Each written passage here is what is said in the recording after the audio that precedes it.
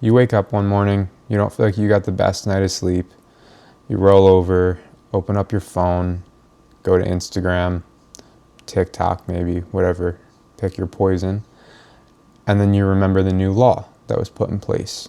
So you click the mandatory app on your phone and you see a countdown timer. You're about 2 minutes early. Okay, so scroll through a couple reels and you get a push notification. Time to vote. Every citizen in the United States got that push notification at the same exact time. No more elections, no more elected representatives, just votes. And it happens often, like all day. I mean, it's kind of ideal. We don't have to go through elected representatives. We don't have to deal with the politicians or people sneaking in like 400 laws into a bill that was only supposed to enact like 20 new laws, stuff like that. It kind of sounds good, honestly. Just like that. And there's no more lobbyists. There's no more behind closed door meetings. There's no more sketchiness and bureaucracy and politics. We vote on every single issue like a true democracy. At first, it sounds like the cleanest, most modern, most amazing idea that anyone's ever thought of for politics. Thank you. It was my idea. But you have to think about the way that the system is going to work. Don't give me credit for that. Or don't blame that on me. So here's the rules. Rule number 1. Every law is a notification. If a proposal for a law qualifies, everybody gets a notification. They can vote yes or no. That's it. For example, you get a notification, vote now, should the city increase parking tickets, something like that. All right? Every law notification, everybody votes. Rule 2. The voting window is short, 30 minutes. It opens up, you get 30 minutes to vote, that's it. No extensions, no overthinking. When the time expires, the results are locked in. Rule number 3, anybody can trigger a vote. If a proposal gets enough digital signatures, it goes to a vote. So laws appear much more commonly. Pretty much daily we have new laws. Rule number 4, laws activate automatically. If a vote passes, it becomes law. That's it. There's no Congress, no vetoes, nothing like that. If it passes, it's law, just like that. Rule number 5, ignoring votes has consequences. If you ignore too many, your voting weight drops temporarily. The system incentivizes people to vote and participate. Rule number 6, only one question per vote. No 500 bill questions, no, nothing like that. It's very simple.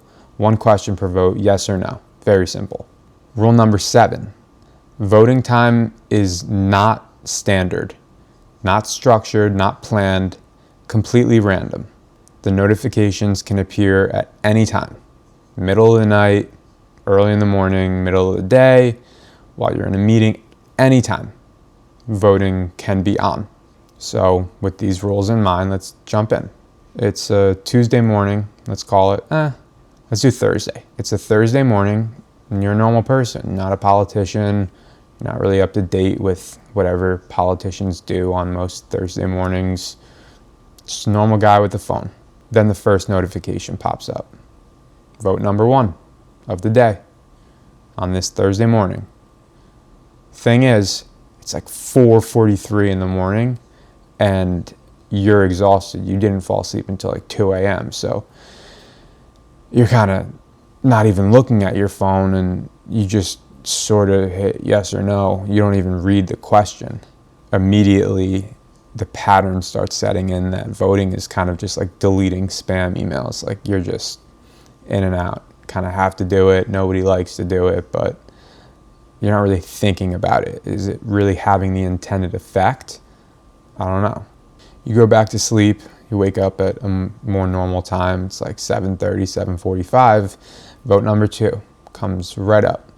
And this time the wording is like super emotional. It's like just whatever very emotional wording you can imagine That times 2. And you're like, who wrote this? Stephen King? What's going on here? Very emotional wording.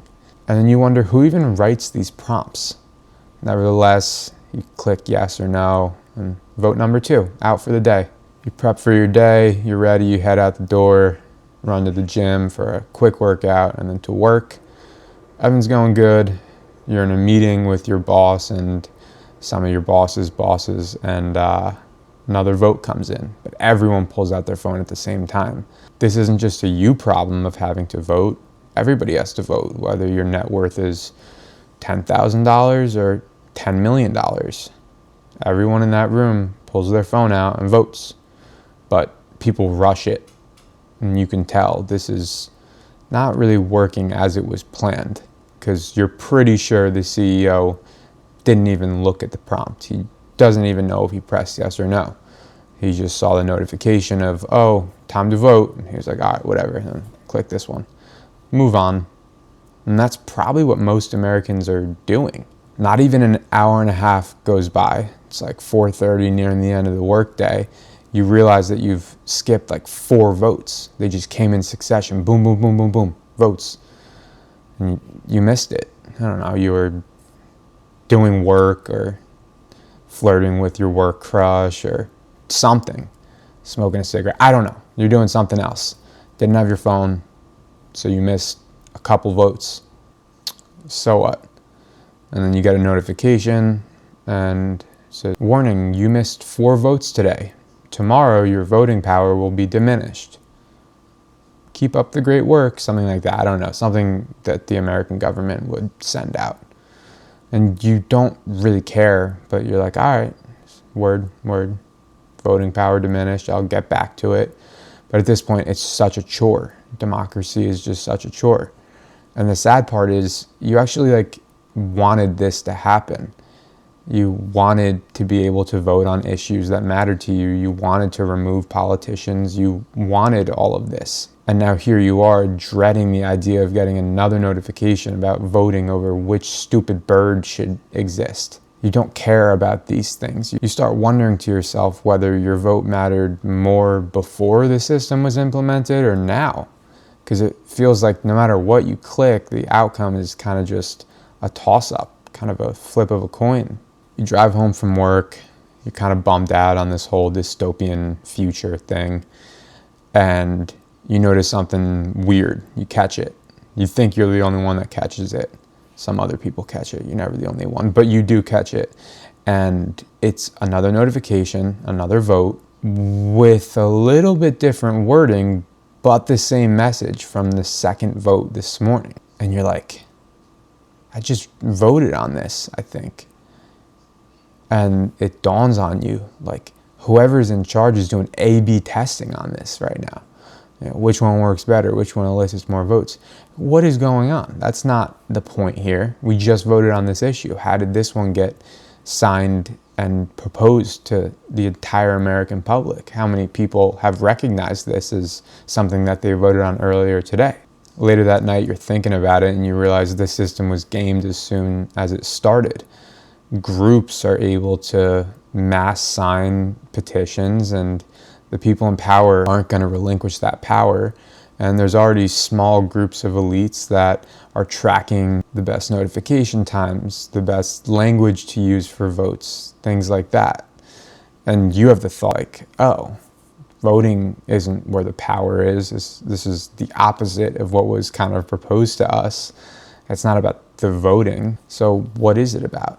Let's walk through it. So the first thing that would come to my mind would be whoever's in charge of sending out those push notifications now has the most important job and the most power in America. No questions asked about that.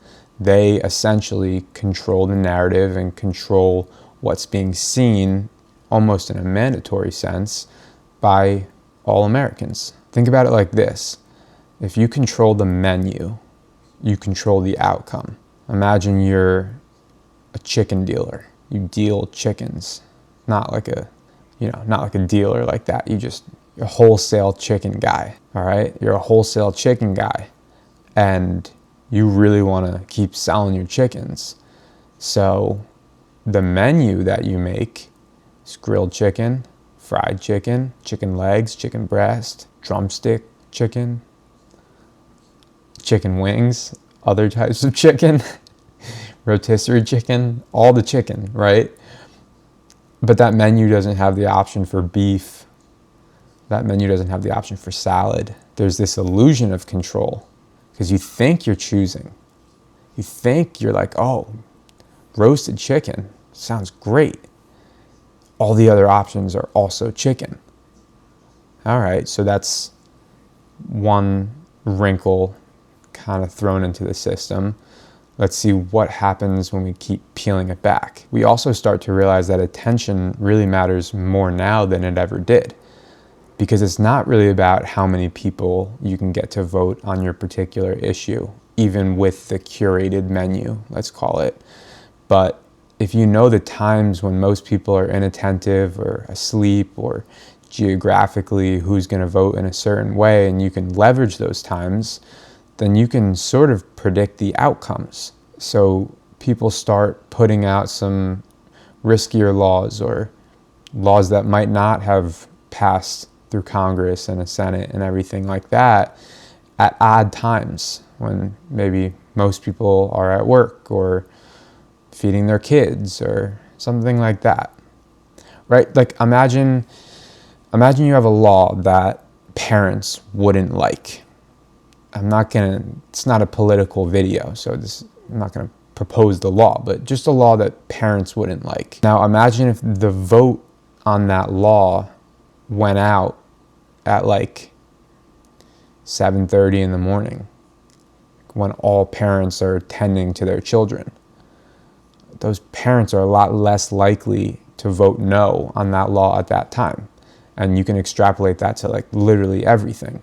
As we keep looking into the system, we notice that with laws changing every day, it's impossible for companies to stay in regulation. It's impossible for people to have fair notice of what they're doing wrong. The courts kind of get filled up because people are getting ticketed and cited and even arrested for things that they didn't know were illegal, or whatever, just a million things. So things get really messy really quick, and then they can all become unmessy really quick. There's a weird dynamic where it's almost like however the whole population is feeling is reflected in the laws. So maybe one week everyone's bummed out about something and all the laws start trending negative, and you get a ton of people getting traffic tickets and you get just negative stuff in general. And then the next week, everybody's pumped. Maybe it's nice and sunny out. Who knows? And all the laws are better. People are getting forgiven. They don't have to go to court. They don't have to go to work. Maybe it's like a 3-day work week. But how do you keep up with that as a company? If it's a mandatory law that you have a 3-day work week, I mean, I would vote for that. Like, it's something personally I want. It would benefit me, right? It definitely wouldn't benefit companies, but I know the average employee and worker would want to work less, make more money. So if they voted for that, look, my brain is like broken. Oh, well, what happens? What happens? Do all the companies go out of business? And what happens if the vote changes and sways to no weekends, 7 days a week, you have to work? Strikes, what happens? It's just, I don't know, it's a very dystopian idea. So this is kind of what a pure democracy would look like if everyone had a say in every single new law that was coming before the people. What do you think? I don't love it. I mean, it sounds interesting. It would be maybe fun for like a week. Not even. It would be fun for like maybe a day, and then complete stop. I wouldn't want to deal with the constant notifications. And we didn't even really get too far into the punishment. What if the punishment was tied to your credit system or something? Your credit score goes down if you start missing too many votes. right? That would incentivize people to vote. You could kind of link it to anything. What kind of events could they host? What kind of giveaways could they have? Tickets to the Super Bowl if you voted for 1,000 laws that got passed this year. You know what I mean? It would create a really weird incentive structure. So the real government doesn't disappear. It never will disappear. It just changes. It becomes algorithms, small groups of people who can really dive into data analysis and analytics. It becomes attention-grabbing headlines and voting questions. It becomes linguists who know how to leverage certain phrases and marketers who know how to sell. This is what pure democracy looks like. But you don't feel empowered. I mean, I wouldn't. I feel trapped, exhausted. Hopefully this doesn't happen. I really hope this doesn't happen. Well, if it does, we'll figure it out.